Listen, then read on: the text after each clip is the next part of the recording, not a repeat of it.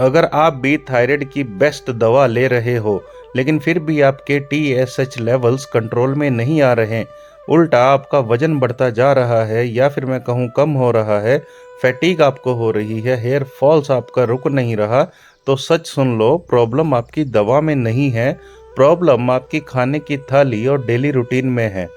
आज मैं आपको बताऊंगा वो चक्रव्यूह जिसमें फंसकर थायराइड कभी ठीक ही नहीं हो पाता। पूरी जानकारी जानने के लिए वीडियो को स्किप किए बगैर एंड तक जरूर देखिएगा। बात करेंगे थायराइड का हार्मोन प्लस आपकी डाइट से क्या कनेक्शन है। थायराइड एक हार्मोन फैक्ट्री की तरह है और हार्मोन का फ्लो तब तक होता है जब आपके सेल्स बॉडी में हेल्दी और एक्टिवली काम कर रहे हों। आधुनिक साइंस कहती है कि थायराइड हार्मोन को एक्टिव होने के लिए selenium, zinc, iron, healthy fats और क्लीन गट चाहिए। और दूसरी तरफ हमारी आयुर्वेद कहती है कि आपकी जठर अग्नि ठीक होगी तो ग्रंथि ठीक से काम करेगी। जठर अग्नि के ऊपर ऑलरेडी एक वीडियो मैं बना चुका हूँ, आपको वो चैनल पे दिखेगी, आप वहाँ पे जाकर उसे देखिए। अगर आपकी जठर अग्नि वीक है तो थायराइड स्लो हो जाएगा, या कहूँ कि थायराइड की प्रोडक्शन ही आपकी बॉडी में होनी स्लो हो जाएगी। अब हम बात करेंगे उस वाइट पॉइजन की जो थायराइड को बहुत हद तक कंट्रोल या फिर मारने की स्थिति में ले आता है। सबसे पहले बात करेंगे सोयाबीन की। जानते हम कि सोयाबीन एक हेल्थी है, लेकिन थायराइड वालों के लिए किसी स्कैम से कम नहीं, क्योंकि सोयाबीन में होता है फाइटोएस्ट्रोजेंस, जो थायराइड पेशेंट के लिए बिल्कुल भी सही नहीं होता। ये थायराइड हार्मोन जैसे बिहेव करता है, जस्ट ओरिजिनल हार्मोन को ये ब्लॉक कर देता है, यानी कि आपके थायराइड हार्मोन को ब्लॉक करके ये खुद थायराइड हार्मोन की तरह बिहेव करने लग जाता है। रिसर्च बताती है कि सोया थायराइड हार्मोन की ऑब्जॉर्प्शन को रिड्यूस कर देता है। स्पेशली अगर आपको हाइपोथायराइड पेशेंट का कोई केस दिखे तो उसमें आपको ये नज़र आएगा। इसीलिए soya milk, tofu, soya chunks, इन सब को आप अवॉइड करें अगर आप या आपके परिवार में कोई थायराइड से ग्रस्त है। स्पेशली हाइपोथायराइड के केस में आपको अवॉइड करनी होगी raw cruciferous vegetables. Cruciferous vegetable से यहाँ मतलब आता है कैबेज, कॉलीफ्लावर, ब्रोकली, यानी कि आपकी गोभी, पत्ता गोभी और ब्रोकली जैसी सब्जियों का, क्योंकि रॉ फॉर्म में इन सब में ग्वाइट्रोजन पाया जाता है और ग्वाइट्रोजन आयोडीन की ऑब्जॉर्प्शन को ब्लॉक कर देता है। तो इसका एक ही तरीका है कि आप कभी भी पत्ता गोभी या फिर फूल गोभी, ब्रोकली को कच्चा ना खाएं, इसे हमेशा उबाल कर या कुक कर कर खाएं। इसके साथ देसी घी और काली मिर्च का इस्तेमाल जरूर करें, क्योंकि कुकिंग करने से ग्वाइट्रोजन इनएक्टिव हो जाता है। इसके आपको साइंटिफिक एविडेंस भी अवेलेबल मिलेंगे। तीसरा सबसे हानिकारक मॉडर्न यानी कि आपका मॉडर्न व्हीट, जो ग्लूटेन की प्रॉब्लम क्रिएट करता है। मैं आपको बता दूं कि मॉडर्न व्हीट जेनेटिकली मॉडिफाइड होता है। जो गेहूं आप आज की तारीख में खा रहे हो, ये लेबोरेटरी में मॉडिफाई करके ही आपको दिया जाता है। साइंस ये बताती है कि जो ग्लूटेन होता है ये आपकी आंतों में अंदर की तरफ चिपक जाता है, जिसकी वजह से लीकी गट हो जाती है और आपको ऑटो इम्यून थायराइड हो सकता है, और इसी की वजह से बहुत से पेशेंट्स में थायराइड की प्रॉब्लम हो भी रही है। आपने सुना होगा ऑटो इम्यून थायराइड को हाशिमोटो भी कहा जाता है। इसीलिए बुजुर्ग भी बोल गए हैं कि रोटी को कम खाएं और सब्जी को ज़्यादा खाएं। चौथी चीज जो थायराइड वाले के लिए बहुत नुकसानदायक है वो है चीनी, यानी कि शुगर। इसे थायराइड का साइलेंट किलर भी कहा जाता है। कारण क्योंकि चीनी आपके मेटाबॉलिज्म को स्लो डाउन कर देती है, इंसुलिन के स्पाइक्स को बढ़ा देती है और साथ ही साथ थायराइड हार्मोन का एक्शन भी ब्लॉक कर देती है। इसीलिए मीठा कम खाएं अगर आपको अपना थायराइड कंट्रोल में रखना हो। और मैं तो कहूँगा कि आप चीनी को अवॉइड करके बाकी के ग्लूकोज प्रोडक्ट यूज़ करें। अब बात करेंगे कुछ थायराइड फ्रेंडली फूड्स का। सबसे पहले बात करेंगे ब्राजीलियन नट्स की। ब्राजीलियन नट्स में सेलेनियम बहुत ज़्यादा पाया जाता है और आपको दिन में इसका 1 से 2 नट्स ही खाने हैं। मैं दोबारा बता रहा हूँ, ब्राजीलियन नट्स के आप 1 से 2 नट्स से ज़्यादा पर डे कंजम्पशन ना करें। साइंस कहती है सेलेनियम में T4 और T3 कन्वर्जन के लिए ज़रूरी सारे के सारे केमिकल होते हैं।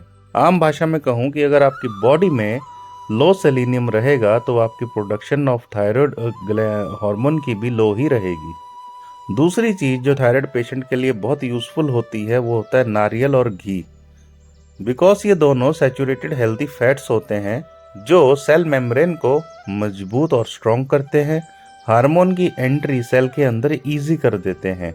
आयुर्वेद के अकॉर्डिंग ये ओजस को बढ़ाते हैं और वात को शांत करते हैं।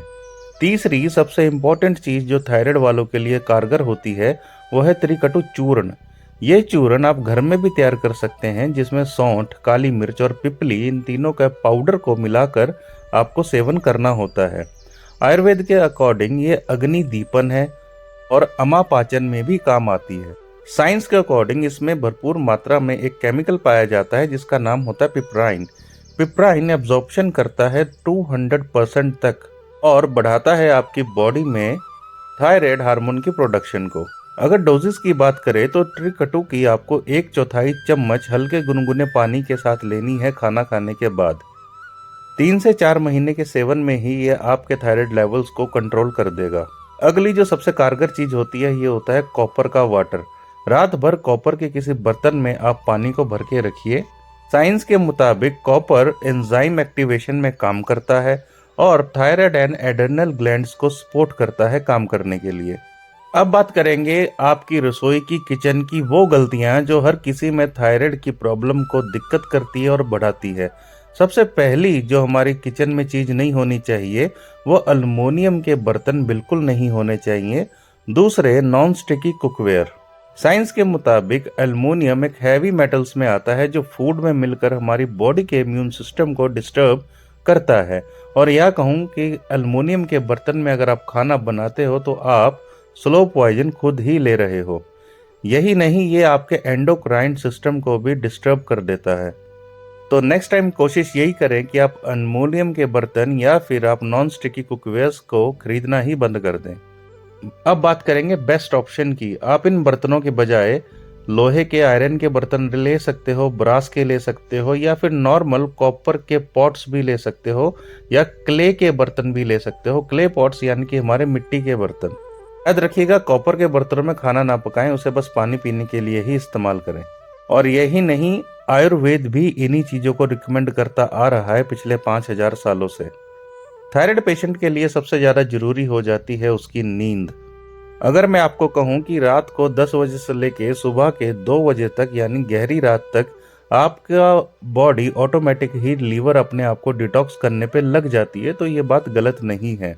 साइंस बताती है कि अगर आपका लिवर इनएक्टिवेट है तो आपकी बॉडी में आपके हार्मोन्स ऑटोमेटिकली इम्बैलेंस हो जाएंगे। इसीलिए लेट नाइट जागना आपके TSH लेवल को हाई होने का रिस्क बढ़ा देते हैं। और आयुर्वेद में भी कहा गया है कि रात्रि जागरण का मतलब वात प्रकोप। अब अगर आप थायराइड पेशेंट है तो आपको अपने डेली रूटीन में क्या करना चाहिए? आपको सुबह 5 से 6 बजे तक उठ जाना चाहिए। कॉपर के वेसल में आपको पानी जो रात भर आपने भर के रखा है उसे आप पिए, और साथ में कोरिएंडर सीड्स यानी धनिए का पानी भी आप पिए सुबह खाली पेट। कुछ योगाएं हैं जिसे करने से आपको बहुत ज्यादा लाभ मिलेगा, जैसे कि प्राणायाम और अनुलोम विलोम। इसी के साथ साथ आप मेडिटेशन भी कीजिए, गुड रिजल्ट्स आपके सामने होंगे। अगर आप थायराइड से ग्रस्त हैं तो आपको ब्रेकफास्ट हल्का करना चाहिए, लंच स्ट्रॉन्ग करना चाहिए और डिनर सूरज छुपने से पहले पहले कर लेना चाहिए और हल्का डिनर करें। लाइफस्टाइल में ज़्यादा चेंजेस मत कीजिएगा, सिर्फ आप डेली की वॉकिंग कीजिएगा और सनलाइट का पूरा एक्सपोजर भी लीजिए अर्ली मॉर्निंग का। यहाँ पर मैं आपको बता दूं कि 8 से 8:30 बजे तक की ही धूप आपको बेनिफिट देगी। याद रखिए, सिर्फ दवा से थायराइड ठीक नहीं होता, डाइट प्लस रूटीन प्लस अग्नि से ही होता है। अग्नि की बात मैं यहाँ पे जठर अग्नि से कर रहा हूँ। आप अपनी किचन बदलोगे, आपका थायराइड खुद ब खुद बदल जाएगा। अगर वीडियो अच्छी लगी या समझ में आई तो लाइक करो मेरी इस वीडियो को, कमेंट में लिखो थायराइड फ्री और शेयर करो इसे उन लोगों के साथ जो सालों से थायराइड की दवा खा रहे हैं, और मेरे चैनल को भी सब्सक्राइब करिए।